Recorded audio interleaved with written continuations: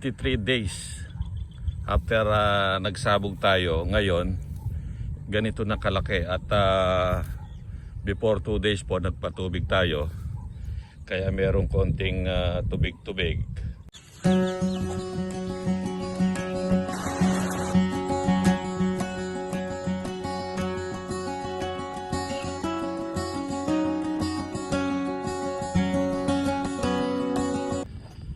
Magandang araw po.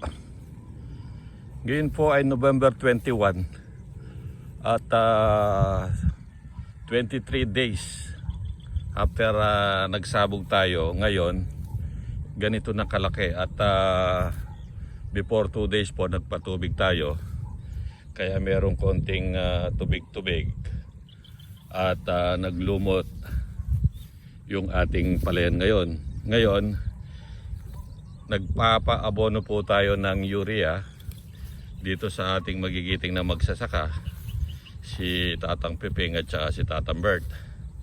So inaluhan po natin ng Brodan dahil Puradan yung ating abono, dahil meron tayong nakitang parang natutuyo yung dulong dahon, lalo na doon sa may dulo doon, yung dulo ng palayan natin. So para ma-control natin itong na to, ikinonsulta natin doon sa ating DA dito sa Mau, Mexico, kay Mr.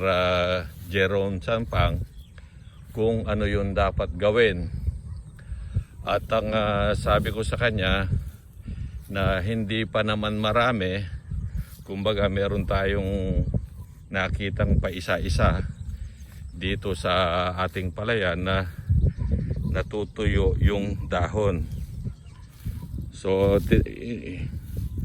ang sabi niya sa akin, pinakita ko yung picture at nagbunot ako ng isang palay at matibay naman yung maganda naman yung ugat, puti yung ugat at wala pa namang hindi pa malambot.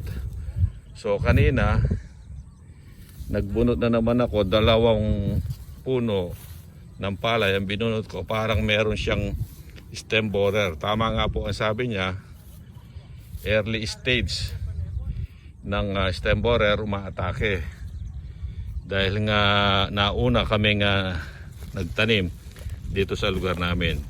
Ito yung abonong ginagamit natin ngayon. Ito yung mapino galing China.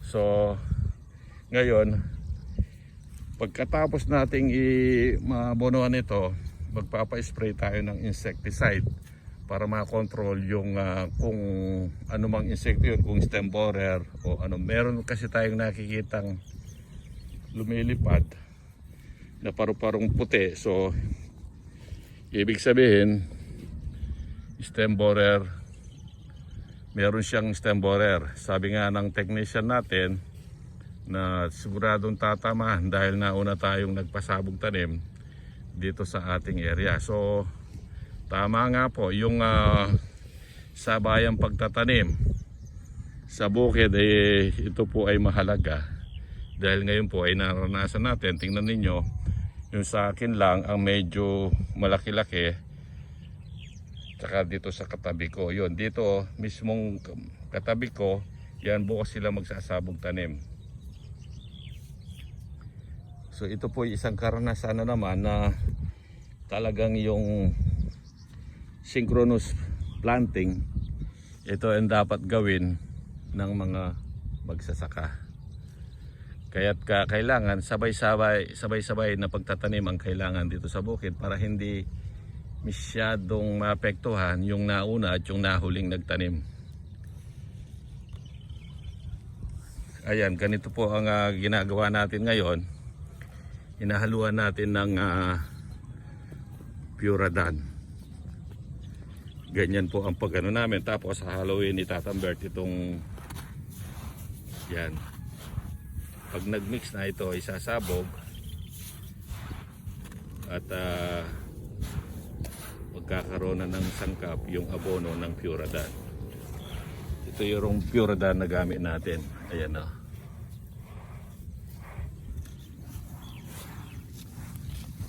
mga after 2 days magpapa-spray na naman po tayo ng insecticide para makontrol natin kung ano man yung naninira sa ngayon, dahil ngayon 23 days pa lang itong palay natin. So kaya po hindi tayo maagang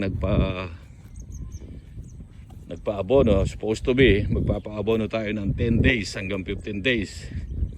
Pero dahil nga sa masyadong malambot yung palay at berdeng-berde noon, hindi po tayo nagpa-abono dahil nga hindi tayo nagsunog ng dayami. So ngayon, kung mapapansin po ninyo, berde pa rin. Pero kailangan na ng sustansya nito dahil nga na meron tayong nakikitang medyo mahina yung tubo ng ibang palay. Merong nagkakaroon na ng parang yellowish spot ng ating palay. So kaya pinaabono na natin to. Ang maganda po sa pag-aabono, kailangan merong konting tubig para matanggap kagad ng halaman yung sustansya ng abono. Dito sa katabi ko, merong ngayon pa lang nagtanim ng palay. Oh, may ibon dito, ibong maliit oh. Ano kaya to? Ano, ibong maliit to oh. Ayun oh.